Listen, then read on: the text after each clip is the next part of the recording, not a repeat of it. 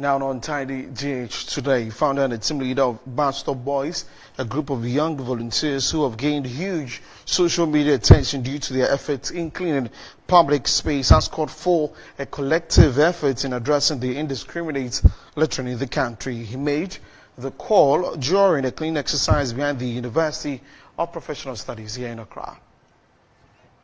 GH will be speaking to a group of young volunteers who are in fact doing amazingly well, by augmenting government efforts and other waste management companies in cleaning up our public spaces such as the lorry parks, among others. Today, the focus is right behind the UPSA school, and they are desilting some gutters here at within the Medina enclave. I will be speaking to them to find out what really indeed is their motivation and how we can address the sanitation situation in the country. I will be speaking to the team lead, who at the moment is currently doing some work at the moment. Boss, I can see you are very busy.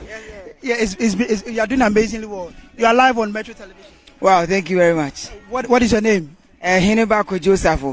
You guys are doing amazingly well. So first of all, I would want to find out from you, what influenced the birth of this idea?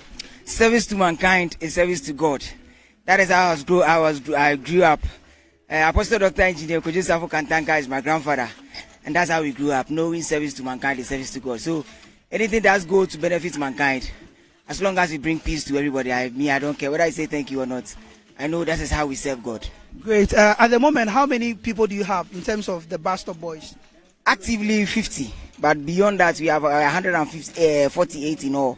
But those who are actively going and coming, because this is a group of military personnel, police personnel, doctors, teachers, professional painters, post NSS graduates, everybody. So those who have time to go and come as and when, that's about 50. How long have you been doing this work? July will be exactly 2 years. That's great. Yes, I want to pick your thought on this. You've been doing this thing close to 2 years now. What do you think is the challenge in addressing the sanitation situation in the country? What do you think? Well, I'll say two things. The mindset of the Ghanaian. The mindset is so irresponsible, and it feels like everybody is looking for a greener pasture outside Ghana. And that is the problem, because if you think there's a place better than Ghana, then you don't care about what is happening here. But if all of us will begin to look here as the only place that we have, that will push us to see beyond covered drain. Because if you take the slabs out of the drain, you see the place is entirely filled up with plastics and all of that.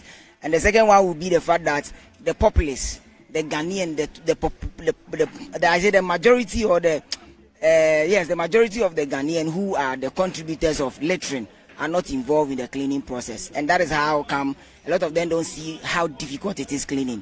So if we should get to a point where nobody goes to anywhere, but then at every community, the law must force every community to take care of their community and clean it. I'm sure that alone will begin to change their mindset to understand that the cleaning itself is a very difficult job, and you don't have to litter with the mindset that somebody will come and clean. So once we get people being thoughtful in terms of their mindset, making sure that Ghana is always at the biggest part, the good is the image of Ghana is always good, and also we begin to look at for bringing all inclusive cleaning.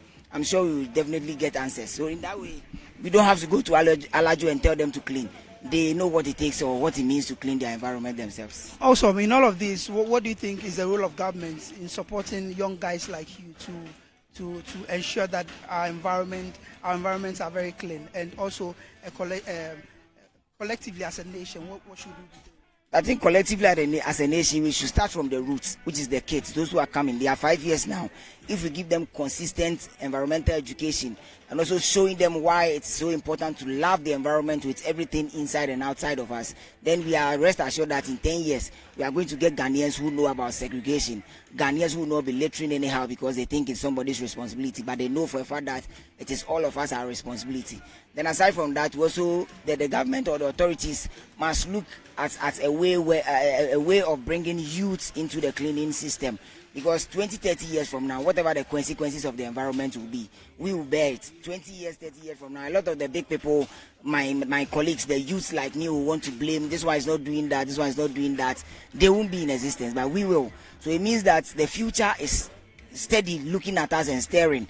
So all the things that we are doing, future is watching. at the right time, the consequences will come back and haunt us because we are the youth. So if we get these factors right, the education bit is very, very important. If we should get that one alone right, 20, 30 years from now, we are going to get a new set of Ghanaians who love this country to the bone. Great. I think waste segregation, finally, I think waste segregation is a problem in terms of how we as a country, we don't segregate our waste, which even culminates into the